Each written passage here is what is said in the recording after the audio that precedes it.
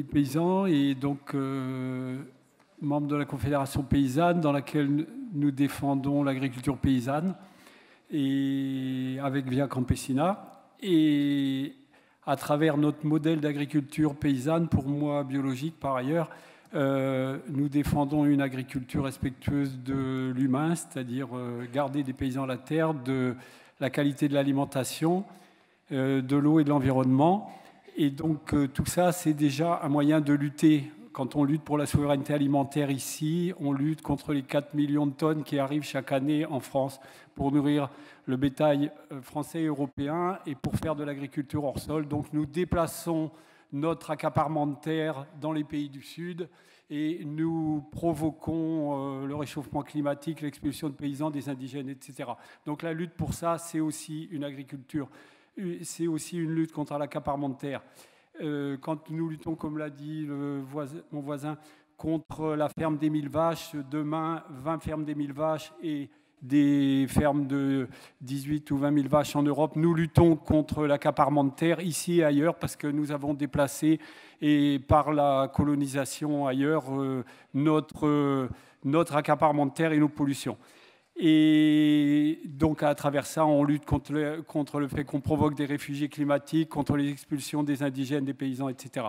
Quand nous luttons contre la politique agricole commune qui distribue dans mon département 300 000 euros à des agri-managers, nous luttons contre l'accaparement de terre parce que chaque jour dans mon département, il y a une ferme de moins, une par jour.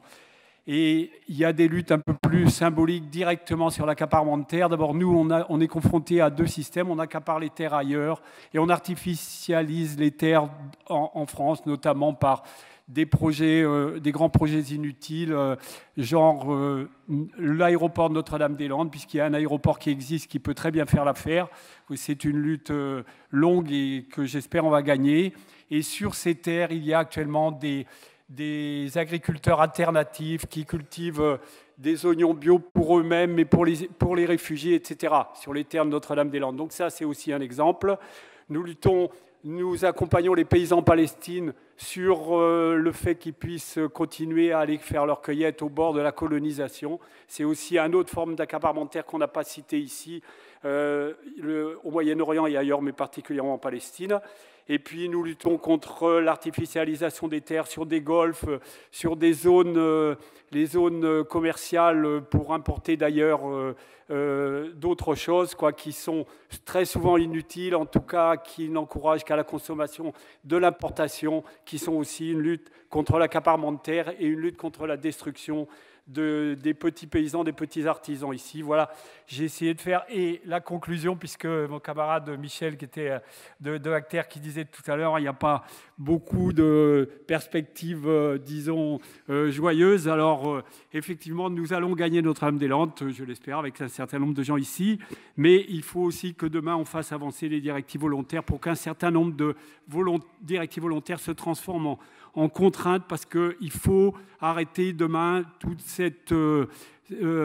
ces réfugiés climatiques, ce climat qu'on détruit, les paysans qu'on détruit, les indigènes qu'on détruit. Donc, il faudra non seulement du volontariat, mais aussi un certain nombre d'exigences face aux multinationales. Et j'ai oublié de citer les femmes et les semences. Et donc, quand on lutte pour garder nos semences, on lutte contre l'accaparement de terre qui détruit la forêt amazonienne avec ses indigènes et ses paysans. Merci, j'ai essayé de faire court. Je ne sais pas combien j'ai fait, mais j'ai essayé de faire court.